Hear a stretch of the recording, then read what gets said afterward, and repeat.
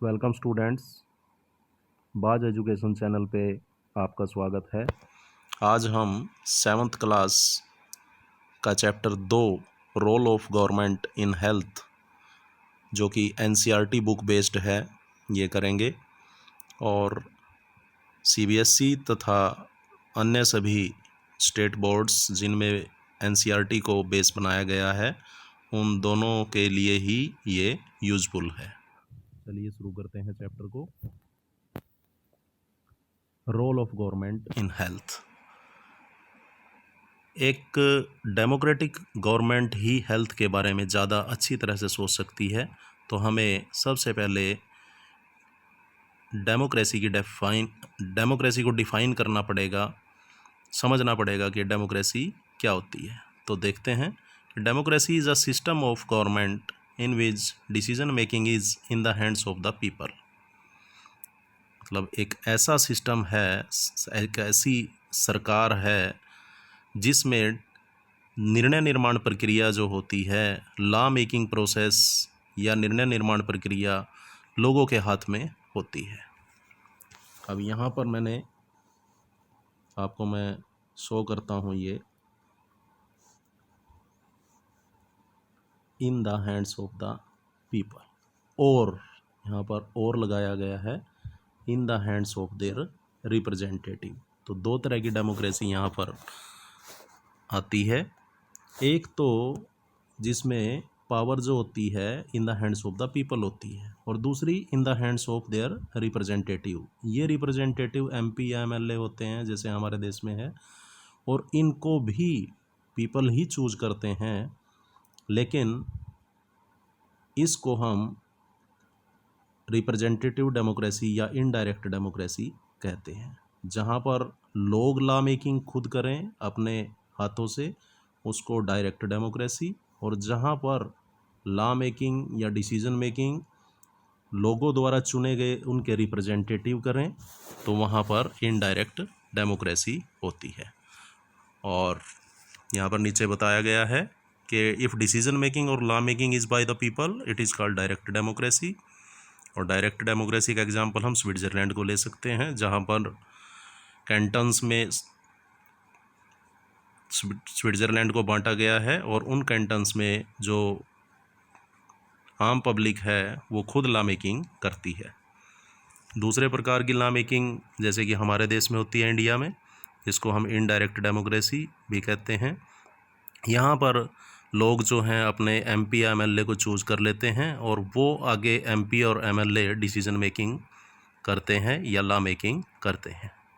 तो second type की जो ये डेमोक्रेसी है, इसको इनडायरेक्ट डेमोक्रेसी या रिप्रेजेंटेटिव डेमोक्रेसी भी कह देते हैं। जो रिप्रेजेंटेटिव डेमोक्रेसी है या इनडायरेक्ट डेमोक्रेसी है, ये वर्ल्ड में सबसे ज़्यादा पाई जाती है। चलिए आगे चलते हैं कि इन बोथ डायरेक्ट और indirect democracy government works for the welfare of the people. कि गवर्नमेंट जो है दोनों ही प्रकार की डेमोक्रेसी में, चाहे डायरेक्ट हो, डायरेक्ट में तो खैर खुद लोग ही अपने लिए लॉ मेकिंग करते हैं, लेकिन इनडायरेक्ट डेमोक्रेसी में विशेष तौर पर गवर्नमेंट जो है वेलफेयर ऑफ द पीपल के लिए काम करती है। एजुकेशन में हेल्थ फैसिलिटी देती है, हाउसिंग फैसिलिटी देती है लोगों को, electricity, roads development et cetera et cetera. तो यहाँ पर जो ये फैसिलिटी देती है, यहाँ पर एक कंसेप्ट और उभर कर सामने आता है कि स्टेट जो है वो कितने प्रकार का होता है। यहाँ पर स्टेट जो है, हम स्टेट्स वर्ड हम कोई नेशन वर्ड से इसका तात्पर्य है, क्योंकि पॉलिटिकल साइंस में स्टेट वर्ड जो है कंट्रीज़ के लिए भी यूज़ किया जाता है। तो दो प्रकार के स्टेट होते हैं, एक पुलिस स्टेट होता है और एक वेलफेयर स्टेट होता है। पुलिस स्टेट जो होता है वो दो मुख्य काम करता है कि एक तो एक्सटर्नल सिक्योरिटी जो है उसका ध्यान रखता है, सेनाएं वगैरह रखता है। इंटरनल सिक्योरिटी पुलिस वगैरह करती है, या अर्धसैनिक बल जो भी है वो एक्सटर्नल और केवल इंटरनल सिक्योरिटी का प्रबंध किया जाता है, ये पुलिस स्टेट करता है। और जो वेलफेयर स्टेट होता है वो सिक्योरिटी के साथ साथ एजुकेशन के लिए भी काम करेगा, हेल्थ के लिए भी काम करेगा, इलेक्ट्रिसिटी के लिए, रोड्स के लिए, पेंशन भी देगा, और जो अपंग हैं उनकी सहायता भी करेगा। डिफरेंट टाइप्स ऑफ वर्क्स हैं इसमें, आप कितने भी ले सकते हैं। तो दो टाइप्स के यहाँ पर स्टेट हो गए, एक पुलिस स्टेट और एक वेलफेयर स्टेट। इंडिया जो है एक वेलफेयर स्टेट है। और अब हम ये दोनों कंसेप्ट क्लियर करने के बाद आगे चलते हैं जहाँ से ये चैप्टर आपका शुरू होता है। तो देखते हैं इसको, चैप्टर को। शुरुआत में जब चैप्टर शुरू होता है तो ये एक क्वेश्चन पूछा गया है कि व्हाट इज़ हेल्थ। तो यहाँ पर हेल्थ की डेफिनेशन है कि health means our ability to remain free of illness and injuries. It includes mental as well as physical health.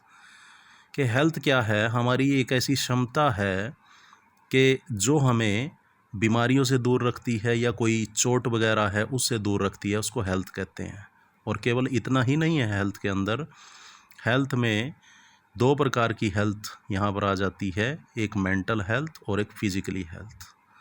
तो आपका मेंटली तौर पर और फिजिकल तौर पर साउंड हेल्थ होना बहुत ही ज़रूरी है, अच्छी हेल्थ होना बहुत ही ज़रूरी है। तो ये एक हेल्थ की डेफिनेशन आ गई यहाँ पर।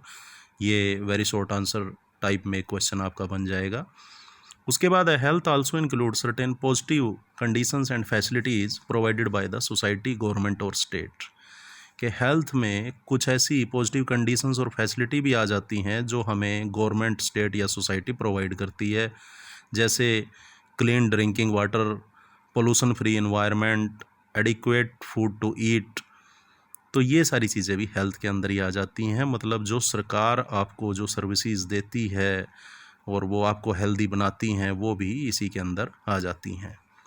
और ये जो फूड या शेल्टर है, ये विशेष तौर पर जो specially for poor section of our society must होता है। हेल्थ केयर इन इंडिया देखते हैं क्या पोजीशन है।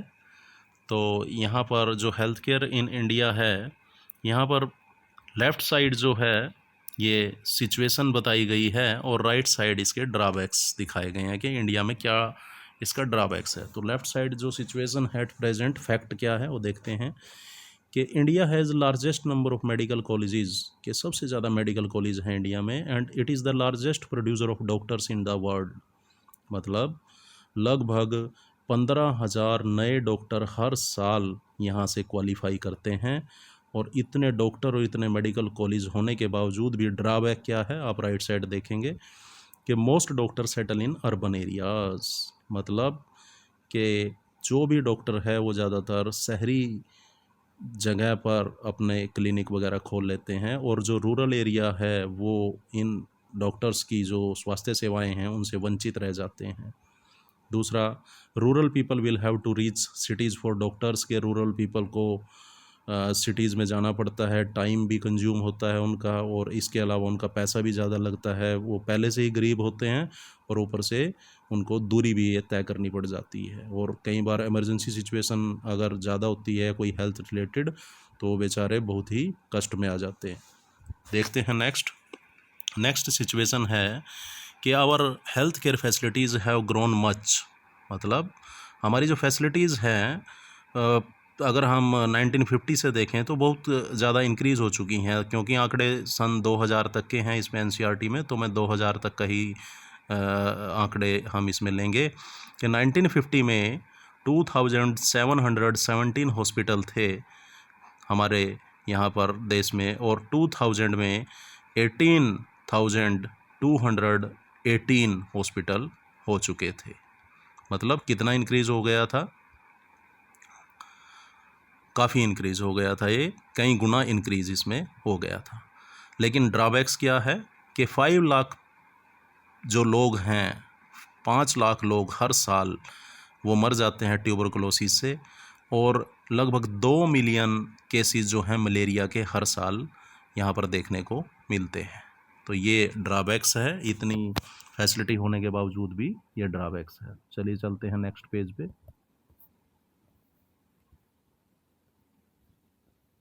सिचुएशन देखते हैं पहले कि large number of medical tourists come to India for their treatment in some hospitals that are best world hospitals list. कि इंडिया के भी कुछ ऐसे हॉस्पिटल हैं जो वर्ल्ड की बेस्ट वर्ल्ड हॉस्पिटल की लिस्ट में आते हैं, और बाहर से लोग जो हैं टूरिस्ट फोरम में घूमने के लिए यहाँ पर आते हैं और अपनी कई बीमारियों का इलाज करवा के यहाँ से इंडिया से जाते हैं। और इसका एक रीज़न ये भी है क्योंकि बाहर के देश में ज़्यादातर डॉलर्स चलते हैं, तो उनको यहाँ का इलाज कंपैरेटिवली सस्ता पड़ता है और बेस्ट ट्रीटमेंट मिलती है, यानी कि बेस्ट हॉस्पिटल और सस्ता इलाज उनको यहाँ पर इंडिया में मिलता है। तो ये मेडिकल टूरिस्ट्स बाहर देश से आते हैं। लेकिन ड्रॉबैक क्या है हमारे देश का, राइट साइड आप देखेंगे कि government is not able to provide clean drinking water to all specially poor section of society, के क्लीन ड्रिंकिंग वाटर भी सभी के लिए उपलब्ध नहीं है और ख़ास तौर पर जो गरीब वर्ग है उसके लिए। और एक और ड्रॉबैक जो है, जो डाटा हमारे सामने है कि 21% of all communicable disease are water borne, के जैसे 21% जो फैलने वाली बीमारियां हैं, कम्युनिकेबल डिजीज़ कहते हैं, जो एक से दूसरे में ट्रांसफ़र होती हैं, कम्युनिकेट करती हैं, उनको वाटर बोर्न ये ज़्यादा हैं, यानी कि पानी से ये ज़्यादा होती हैं। देखते हैं इसको क्या क्या होती हैं इसमें। डायरिया आता है, हेपेटाइटिस जिसे हम जॉन्डिस भी कह देते हैं, एंड वॉर्म्स यानी कि कीड़े वगैरह जो पेट में हो जाते हैं। इस तरह की जो ये बीमारियां हैं कम्युनिकेबल डिजीज़ में आती हैं और ये 21% हैं टोटल। तो ये एक फैक्ट है, ये ड्रॉबैक है। अब नेक्स्ट देखते हैं कि India is third in production of medicine in world, मतलब जो वॉल्यूम है कि कितनी वॉल्यूम में हम प्रोडक्शन कर रहे हैं मेडिसिन की, उसमें इंडिया जो है थर्ड है वर्ल्ड में। And it is the largest exporter of medicine also, कि हम बहुत ज़्यादा मेडिसिन को एक्सपोर्ट करते हैं। वैल्यू में चाहे हमारे से दूसरे कंट्रीज़ आगे हों, लेकिन जो वॉल्यूम है, वॉल्यूम प्रोडक्शन में हम सबसे ज़्यादा हैं, थर्ड रैंक पे हम हैं। अब ड्रॉबैक देखते हैं कि half of the children in India do not get enough food, यानी कि लगभग आधे बच्चे ऐसे हैं इंडिया में जो क्वांटिटी वाइज उनको इनफ फूड नहीं मिल पाता, जितना उनको चाहिए क्वांटिटी में उतना नहीं मिल पाता। और हेल्दी फूड यानी कि क्वालिटी भी वो नहीं मिल पाती जो उनको चाहिए, और वो अंडर नरिश्ड रह जाते हैं, नरिशमेंट उनको पूरा नहीं मिल पाता। उनके जो फूड है उसमें क्वालिटी भी नहीं होती और क्वांटिटी भी नहीं होती। क्वालिटी इन द सेंस कि उसमें जो न्यूट्रिएंट्स चाहिए होते हैं, प्रोटीन है, फैट है, विटामिन है, वो उतने नहीं होते। उनको एक जैसा भोजन लगातार मिलता रहता है और वो अंडर नरिश्ड हो जाते हैं। चलो आगे चलते हैं नेक्स्ट पेज पे। नहीं, इसमें बीच में नीचे रह गया है कुछ, देखते हैं कि for prevention and treatment of different disease we need appropriate health care facilities such as health centres, hospitals, testing labs, blood banks, ambulance service etcetera, along with doctor, lab attendants and other working staff. कि अगर treatment करनी है इन disease की या इनको रोकना है, prevent करनी है, तो हमें एक अच्छा सिस्टम चाहिए जिसमें हेल्थ सेंटर्स हों, हॉस्पिटल्स हों, टेस्टिंग लैब्स हों, ब्लड बैंक्स हों, एम्बुलेंस हों, डॉक्टर और लैब अटेंडेंट और अदर वर्किंग स्टाफ जैसे रिसोर्सेज हों। तो ये हमें सभी अच्छा चाहिए। We also need medicines testing machines for patients, कि हमें मशीन्स भी चाहिए इंफ्रास्ट्रक्चर में, मेडिसिन्स भी चाहिए पेशेंट्स के लिए। देखते हैं आगे कि in spite of more doctors production, मतलब डॉक्टर जो हैं हमारे यहाँ पर बहुत सारे जो हैं साल में क्वालिफाई करते हैं, तो मोर मेडिसिन प्रोडक्शन, बहुत सारी मेडिसिन्स बनती हैं। आपने देखा पहले कि थर्ड रैंक है इंडिया का बल्क प्रोडक्शन में।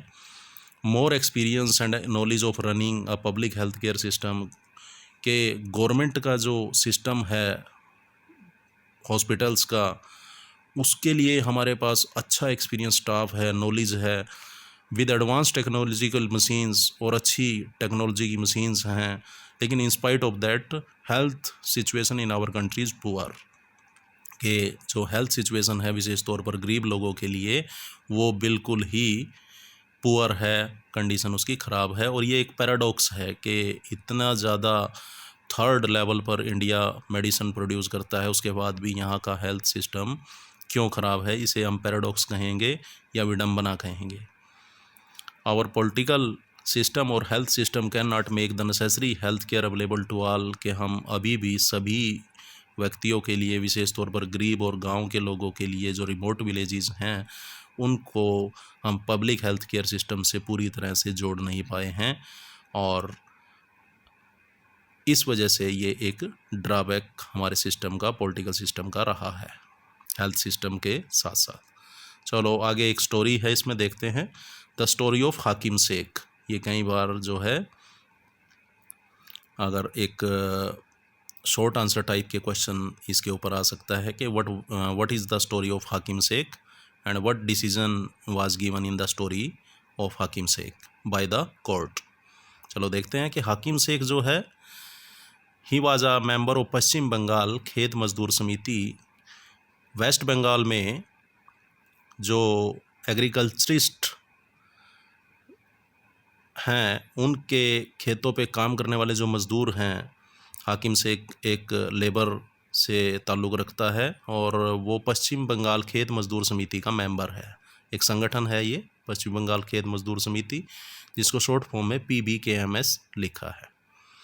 जो ये PBKMS है, ये एक ऐसी ऑर्गेनाइजेशन है जो खेतों में काम करने वाले लेबरर हैं, मज़दूर हैं, उन्होंने मिलकर इसको बनाया है। 1992 में क्या हुआ, इन 1992 he got injured in a train accident. जो हाकिम शेख है उसको ट्रेन एक्सीडेंट में उसको इंजरी हो जाती है।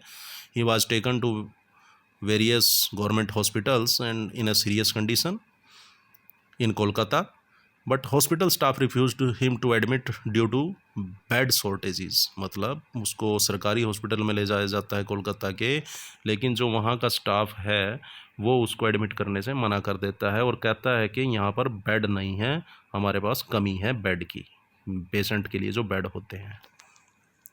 ही was taken to 8 different government hospitals within 14 hours of accident. मतलब 14 घंटों के अंदर अंदर उसको 8 अलग अलग सरकारी हॉस्पिटल में ले जाया जाता है, लेकिन कोई भी हॉस्पिटल में उसको एडमिट नहीं किया जाता। और कितनी देखिए यहाँ पर लैक ऑफ जो है कॉन्शियसनेस है कि कोई भी हॉस्पिटल उसको एडमिट नहीं करता, और ये गवर्नमेंट हॉस्पिटल की बात हो रही है। उसके बाद उसको एक प्राइवेट हॉस्पिटल में ट्रीटमेंट मिलती है। Later he was admitted and treated in a private hospital. He spent a lot of money on his treatment, के काफ़ी उसका पैसा खर्च हो जाता है, क्योंकि आप जानते हो कि प्राइवेट जो हॉस्पिटल होते हैं वो जो है पैसे उनमें ज़्यादा लगते हैं ट्रीटमेंट के। He filed a court case with PBKMS। मतलब PBKMS का सहारा लेके वो एक कोर्ट केस कर देता है, और उस कोर्ट केस में जो डिसीज़न होता है, ये मैंने लेफ़्ट साइड जो है दिया हुआ है, जो इसमें कोर्ट कहता है, कोर्ट का क्या डिसीज़न है कि इट इज़ द प्राइमरी, यहाँ पर ड्यूटी नहीं लिखा है तो यहाँ पर आप ऐड कर सकते हो कि it is the primary duty of the government to ensure public health care facilities to all its citizens. कि ये प्राइमरी ड्यूटी है सरकार की।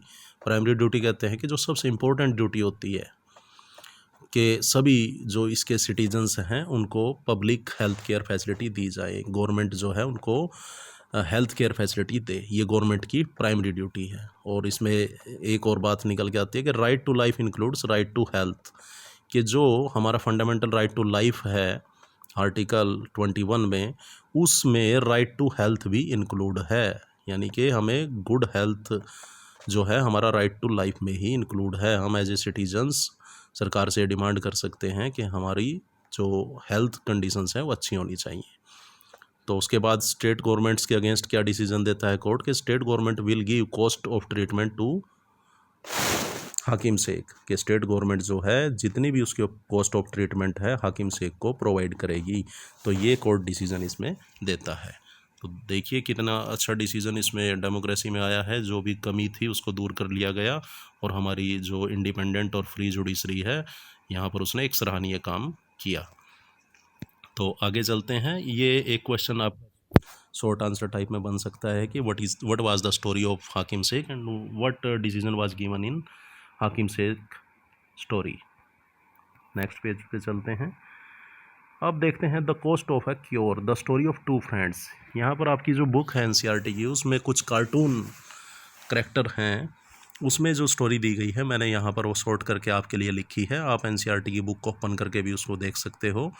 तो यहाँ पर अमन और रंजन दो दोस्त हैं। रंजन जो है वो रिच फैमिली से बिलोंग करता है, और आप इसमें जब कार्टून को देखोगे तो उसमें उसने चश्मा भी लगाया हुआ है। उससे आप पहचान सकते हो कि अमन कौन सा है और उसमें रंजन कौन है। तो Aman and Ranjan are two friends. Ranjan belongs to rich family whereas Aman's family is poor. कि रंजन जो है अमीर परिवार से है और जो अमन है वो गरीब परिवार से है, लेकिन सेम स्कूल में दोनों पढ़ते हैं। Both fall ill due to viral fever, के दोनों को वायरल फीवर हो जाता है। और जो रंजन अमीर फैमिली से है उसके फादर उसको ले जाते हैं एक costly and nice private hospital में। They had to deposit ₹500 at the reception. ये कई बार छोटे वेरी शॉर्ट आंसर क्वेश्चंस में आ जाता है कि कितने उन्होंने डिपॉजिट किए थे रिसेप्शन पे। तो केवल कंसल्टेशन फ़ीस के लिए ही डॉक्टर की ₹500 उनको डॉक्टर ने कंसल्टेशन दी भी नहीं है और रिसेप्शन पे उससे पहले ही डिपॉजिट करने पड़ जाते हैं, क्योंकि ये एक प्राइवेट हॉस्पिटल है। क्योंकि प्राइवेट हॉस्पिटल जो है प्राइवेट कंपनीज या प्राइवेट ओनर चलाते हैं और उनका जो एम होता है वो केवल मनी ज़्यादातर होता है, क्योंकि पब्लिक नहीं होते वो। पब्लिक हॉस्पिटल जो है गवर्नमेंट रन हॉस्पिटल होते हैं। तो देखते हैं आगे कि later Ranjan was taken for costly blood test, और उसके बाद उसके ब्लड टेस्ट भी कुछ किए गए रंजन के, जो उस पर भी उसका काफ़ी खर्चा हुआ। But he got blood test report quickly and recommended some costly medicines by the doctor. और उसकी टेस्ट रिपोर्ट जैसे ही आ गई तो तुरंत ही थोड़ी सी देर में ही उसको टेस्ट रिपोर्ट भी मिल जाती है और उसको जो मेडिसिन्स रिकमेंड की जाती हैं वो भी काफ़ी कॉस्टली डॉक्टर द्वारा की जाती है। अब अमन की देखते हैं। तो अमन उसको कहता है कि वो भी सेम टाइप में ही सेम उससे ही बीमार हुआ है उसी दौरान। Aman tells that he too was taken to the government hospital by his abba. Abba means father. There was long line of OPD, कि वहाँ पर काफ़ी लंबी लाइन लगी हुई थी आउटडोर पेशेंट की। ओपीडी का मतलब होता है आउटडोर पेशेंट डिपार्टमेंट। मतलब जो ऐसे पेशेंट होते हैं जो थोड़ा बहुत बीमार होते हैं, जिनको एडमिट नहीं किया जाता और वो जो डॉक्टर से कंसल्ट करके दवाई लेके और वापस अपने घर चले जाते हैं, वो ओपीडी डिपार्टमेंट उनके लिए हर एक हॉस्पिटल में होती है। और जो इंडोर पेशेंट होते हैं वो किसी भी हॉस्पिटल में जो अंदर दाखिल रहते हैं और एडमिट रहते हैं और उनका लॉन्ग टर्म जो है इलाज चलता रहता है, उनको इंडोर पेशेंट कहते हैं। तो ये ओपीडी की लाइन में लगे हुए थे अमन और उसके father. When his turn came, he was examined by the doctor and recommended blood test, कि उसको एक ब्लड टेस्ट रिकमेंड कर दिया गया। और जब ब्लड टेस्ट की रिपोर्ट आई वो काफ़ी दिनों बाद आई, यानी कि 3 दिन में तो इसकी रिपोर्ट आई। और इस दौरान उसको बुखार भी था, या वो बीमार तो था ही, जैसा कि उसने बताया है कि वायरल फीवर हुआ था दोनों को। और आगे देखते हैं। ही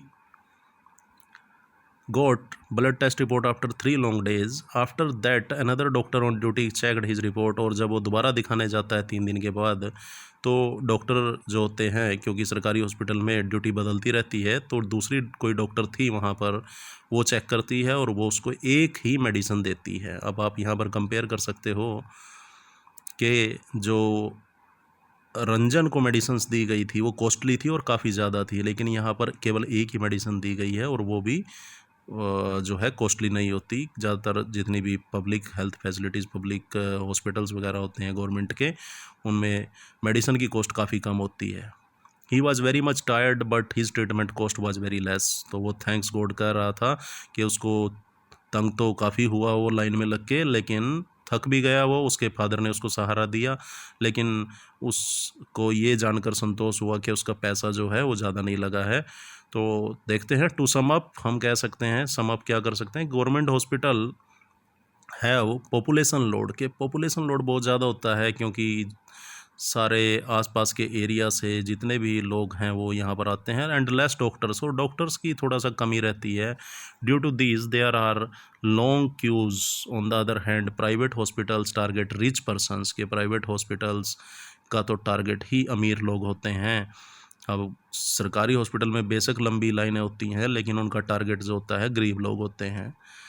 और यहाँ पर प्राइवेट हॉस्पिटल्स में स्थिति बिल्कुल विपरीत है। There is fast and easy working in private hospitals, के काम तो बड़ी जल्दी हो जाता है, but as per cost of treatment, लेकिन अगर कॉस्ट की बात करें, दोनों को कंपेयर करें, तो government hospitals are less costly, के गवर्नमेंट हॉस्पिटल्स जो हैं उनमें पैसा कम खर्च होता है किसी भी जो है मरीज़ का।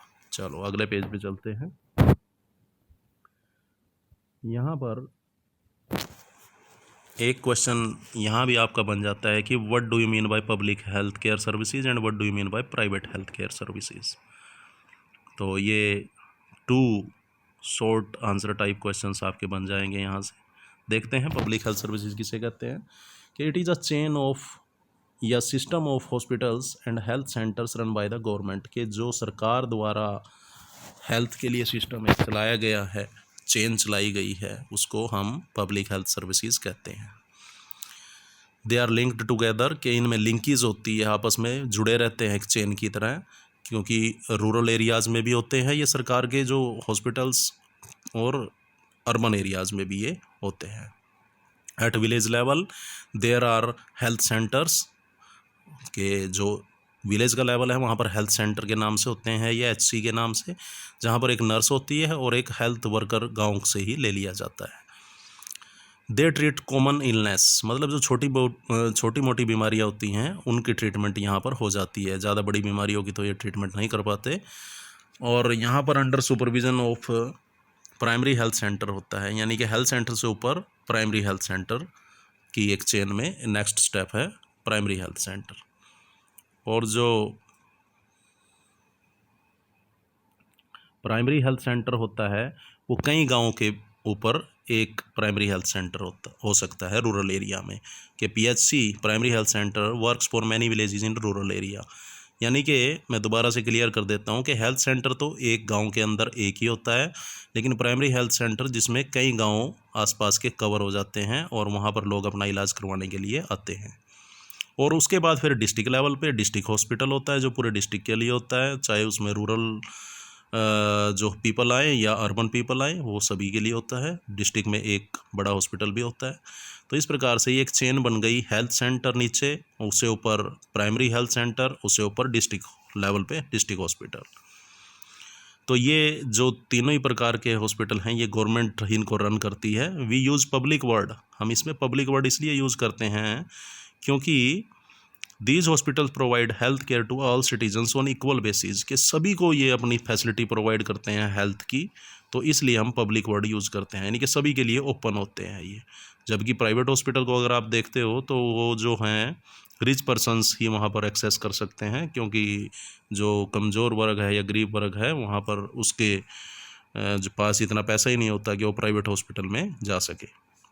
These hospitals are run and maintain by the government, जो ये पब्लिक हेल्थ केयर सिस्टम है या ये हॉस्पिटल हैं ये सरकार इनको रन करती है, government, from the tax money of the public, के लोग जो टैक्स देते हैं उससे इनको रन किया जाता है। यानी कि जो भी आप और हम टैक्स देते हैं, चाहे वो इनकम टैक्स हो, चाहे वो प्रॉपर्टी टैक्स हो, या फिर कोई भी चीज़ खरीदते हैं उस पर GST वगैरह लगता है, वो सभी टैक्स की मनी से इनको रन किया जाता है। इसके अलावा रेवेन्यू जो सोर्स है उससे भी ये टैक्स मनी सरकार कलेक्ट करती है और फिर दोबारा से जनता को वापस करती है इन हॉस्पिटल में सर्विसेज के फॉर्म में। पब्लिक और government hospitals provide quality health care at a low cost, मतलब पैसे कम लगते हैं इन हॉस्पिटल्स में, and even free for poor people like BPL, जो कई जगह तो ऐसा होता है कि जो बिलो पॉवर्टी लाइन लोग हैं, गरीबी रेखा से नीचे के लोग हैं, उनके लिए तो बिल्कुल ही फ्री इलाज भी हो जाता है। Public health hospitals also run big campaigns, मतलब ये जो जितने भी सरकारी हॉस्पिटल होते हैं ये बड़ी बड़ी बीमारियों को हटाने के लिए एक योजना बना के पूरा काम करते हैं।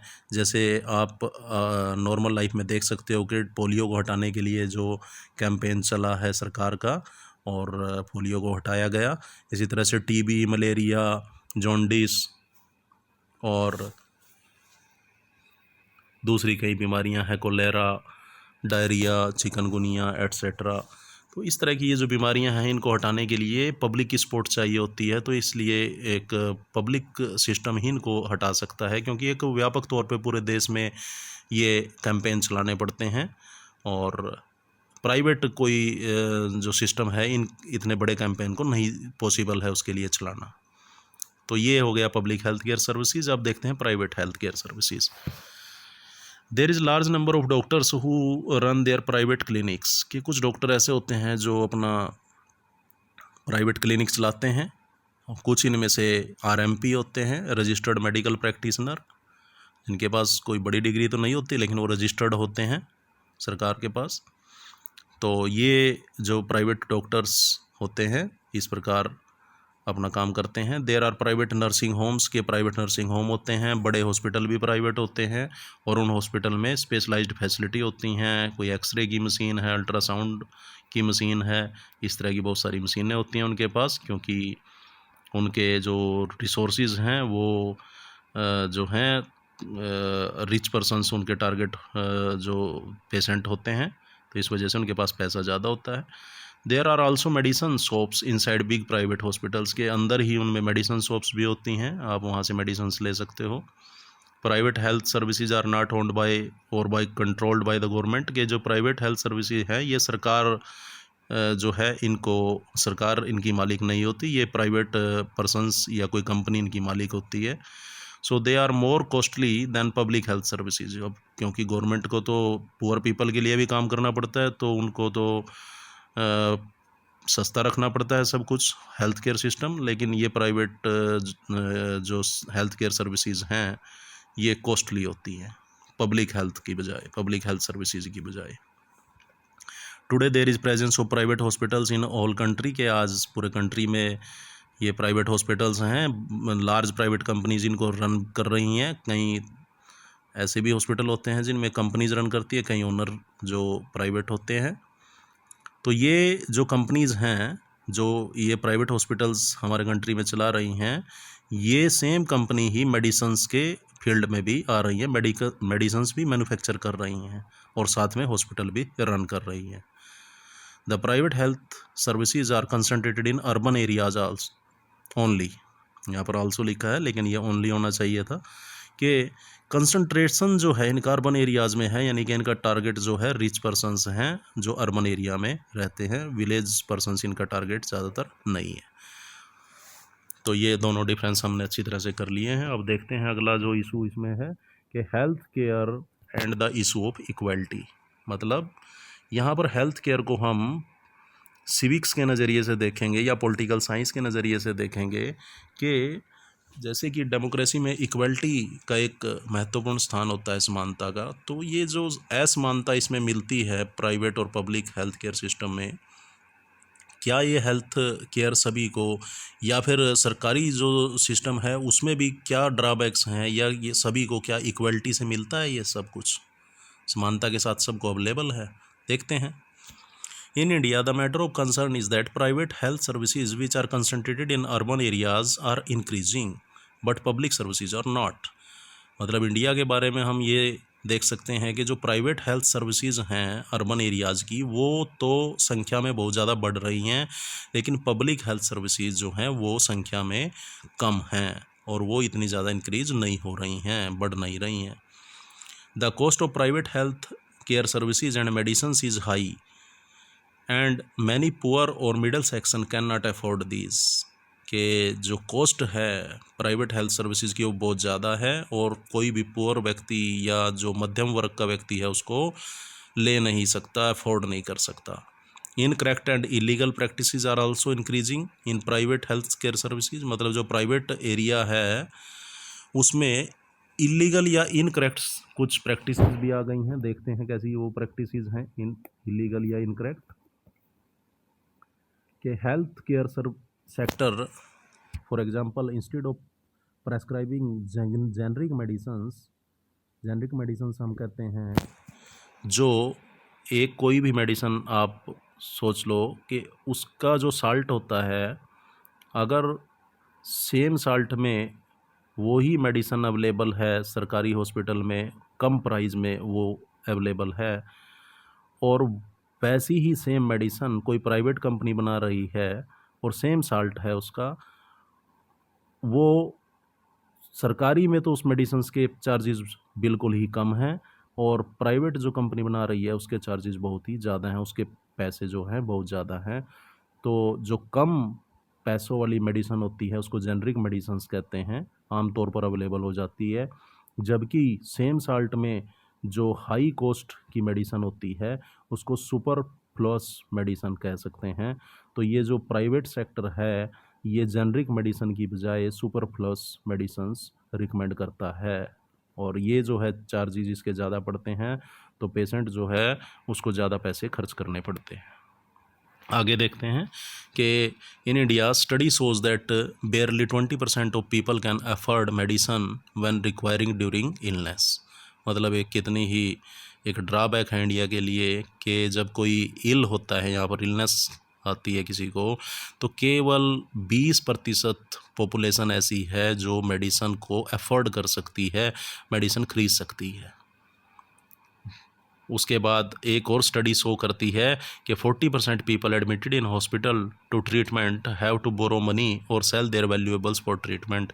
के 40% लोग ऐसे हैं जब वो किसी हॉस्पिटल में एडमिट किए जाते हैं उनका ट्रीटमेंट के लिए, बीमार जब होते हैं बेचारे, कि उनको या तो अपने आस पड़ोस से, अपने मित्रों से या रिश्तेदारों से पैसे जो है बोरो करने पड़ते हैं, लोन लेना पड़ता है, उधार लेने पड़ते हैं, और अपने वैल्यूएबल्स जो हैं, उनके जो आभूषण या कुछ भी वैल्यू की चीज़ जो है उसको भी उनको बेचना पड़ता है अपनी इलाज करवाने के लिए।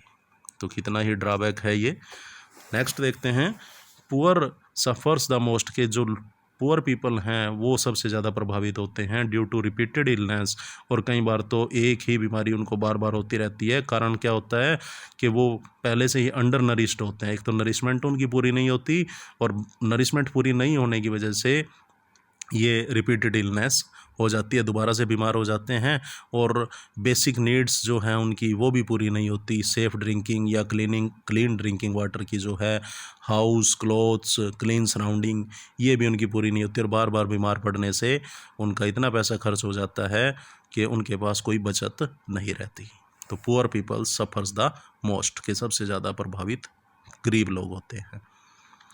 उसके बाद sometimes even lack of money is not important. कई बार तो जो मनी, यहाँ ऊपर तो हमने देखा है कि लोगों के लिए मनी का जो मुद्दा है poor people suffers the most, लेकिन नीचे कई बार मनी का भी मुद्दा नहीं होता, मेन इशू जो है मनी का नहीं होता। कई बार सोसाइटी का माइंडसेट ही ऐसा हो जाता है कि हमें उस माइंडसेट को बदलने की ज़रूरत होती है, कि जैसे easy for example in the case of women's illness, कि जब कोई परिवार में महिला बीमार पड़ती है, they are not taken to hospitals in quick manner, कि उनको जल्दी हॉस्पिटल नहीं ले जाया जाता। और क्यों नहीं ले जाया जाता?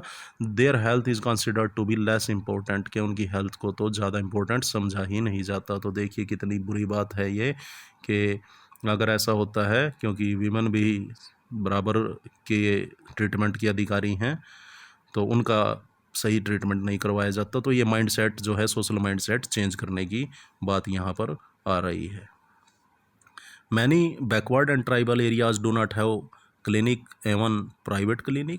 कहीं जो रिमोट एरियाज़ हैं, बैकवर्ड हैं, ट्राइबल एरियाज़ हैं, जहाँ पर ट्राइब्स रहती हैं, वहाँ पर तो प्राइवेट क्लिनिक भी नहीं मिलते। क्योंकि प्राइवेट क्लिनिक, जैसे कि मैंने आपको बताया, क्योंकि वो जो उनका एम है वो पैसा कमाना है, तो वो वहाँ पर रिमोट एरियाज़ में उनको पैसा नहीं मिलता, तो वो शहरों वाले एरियाज़ में ज़्यादातर होते हैं।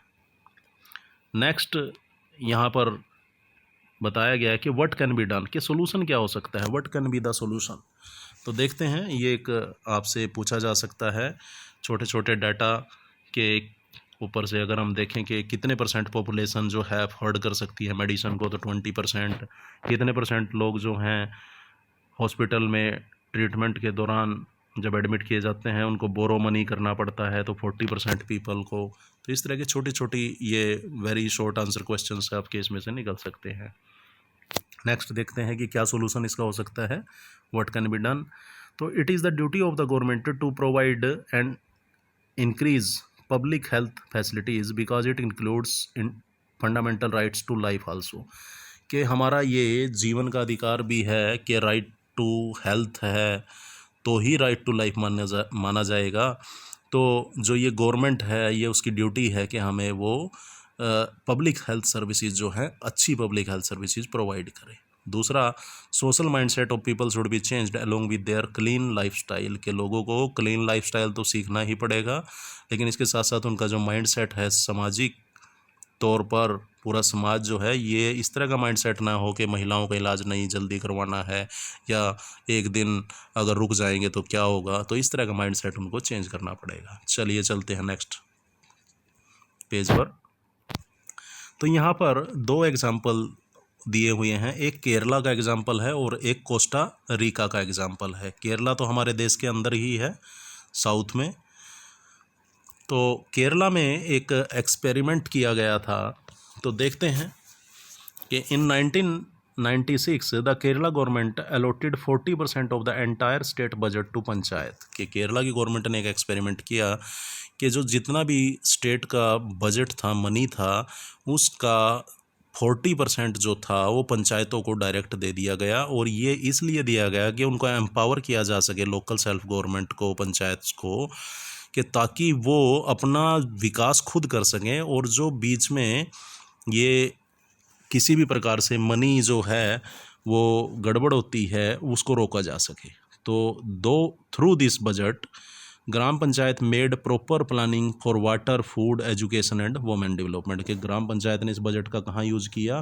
पानी को सुविधाएं अच्छा करने के लिए, फूड की सुविधाएं, एजुकेशन के लिए, वुमेन डेवलपमेंट के लिए, इनके लिए यूज़ किया। और हेल्थ सेंटर्स की जो कंडीशन थी वो भी वहाँ पर इम्प्रूव हो गई। तो कितने पॉजिटिव इफेक्ट्स हुए इसके कि डायरेक्ट पैसा पंचायतों को दे दिया था। इसके बाद कुछ चीज़ें वहाँ पर कमी रह गई थी कि जैसे मेडिसन्स थी और बेड्स थे, हेल्थ जो पेशेंट्स थे उनके लिए बेड्स या मेडिसन्स, इनकी शॉर्टेज कुछ रह गई थी। तो एक एग्जांपल हम केरला का देख सकते हैं और इसको फॉलो भी किया जा सकता है, दूसरे स्टेट इसको फॉलो कर सकते हैं। अच्छा एग्जांपल है ये।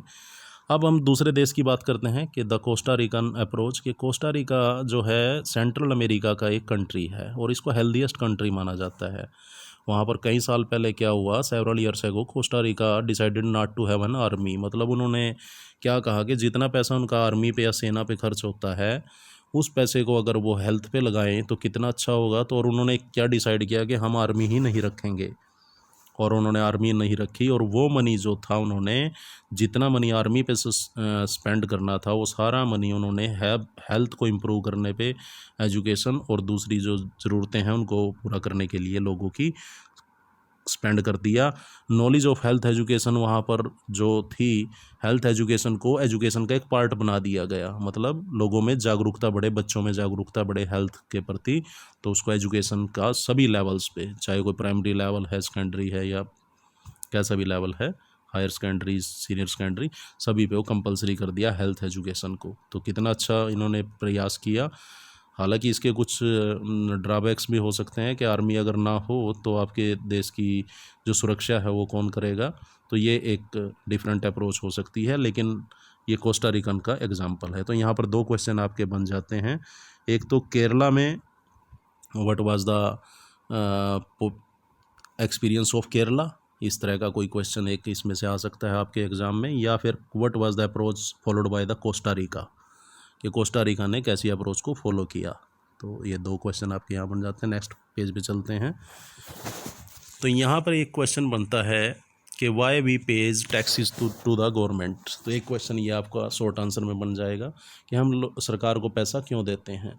गवर्नमेंट ये जो टैक्स मनी है आपका, इसको लेकर जो पब्लिक सर्विसेज हैं जो आपको देती है, जैसे हेल्थ की है या एजुकेशन की है, लेस प्राइस में आपको एजुकेशन जो सरकारी स्कूलों में दी जाती है, लेस फीस लगती है आपकी, ये सभी जो सर्विसेज हैं डिफरेंट, एजुकेशन की, हेल्थ की और रोड्स की, तो डिफरेंट टाइप्स ऑफ सर्विसेज जो हैं ये आपके टैक्स से जो मनी गवर्नमेंट के पास जाता है उससे गवर्नमेंट आगे आपके ऊपर ही ये टैक्स लगाती है, और विशेष तौर पर गरीब लोगों के लिए। Some services like defence, police, judicial system and highway etcetera can not be arranged privately.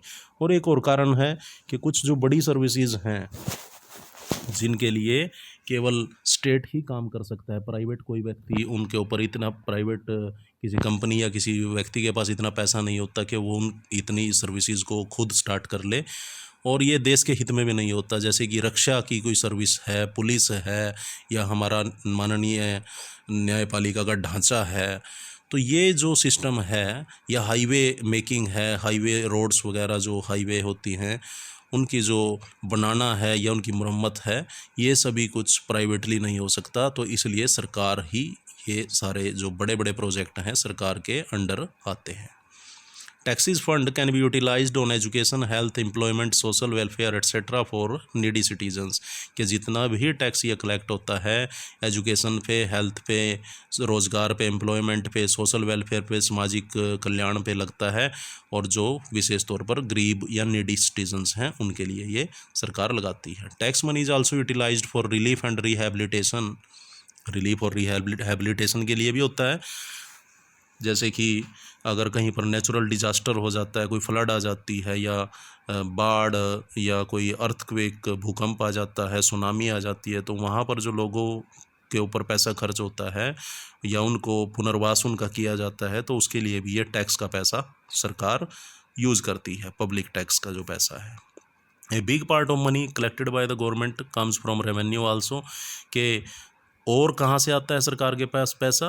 कुछ तो टैक्स वगैरह से आता है, कोई इनकम टैक्स से आ रहा है, या फिर कोई प्रॉपर्टी टैक्स से आ रहा है, कई बार रेवेन्यू से भी आता है। रेवेन्यू जो ज़मीन से रिलेटेड जो होता है, वो जो टैक्स आता है रेवेन्यू से रिलेटेड जो। तो what is the medical council of India? एक छोटा सा क्वेश्चन यहाँ पर आपका और बन जाता है कि मेडिकल काउंसिल क्या है। तो ये मेडिकल काउंसिल जो है एक लीगल बॉडी है, और ये इसलिए बनाई गई है कि यूनिफॉर्म रूल्स मेकिंग के लिए। और किन के लिए रूल मेकिंग करती है? जो मेडिकल लाइन के जो पर्सन्स हैं, फिजिशियंस वगैरह हैं, उनके लिए ये यूनिफॉर्म रूल्स बनाती है। यूनिफॉर्म कोड का मतलब है, कोड जो है कानून को कह देते हैं, रूल्स और कोड लगभग सिमिलर सा है। एथिक्स भी आप अभी के लिए इसको सेम मान सकते हो, जब आप बड़ी क्लासेस में जाएंगे तब इसकी डेफिनेशन को विस्तार से आप पढ़ सकते हो। लेकिन फ़िलहाल के लिए हम कह सकते हैं कि मेडिकल काउंसिल जो है एक ऐसी लीगल बॉडी है, एक ऐसी लीगल संस्था है जो मेडिकल से जुड़े हुए लोग हैं उनके लिए जो कानून निर्माण का काम ये करती है।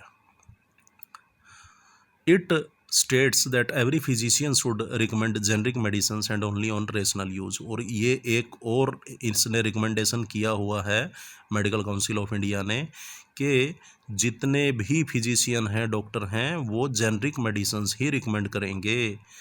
यानी कि जो मेडिसन सस्ते प्राइस की है और सेम साल्ट की है, वो ऐसी मेडिसन रिकमेंड करेंगे जब भी कोई जो मरीज़ उनके पास बीमार होके आता है।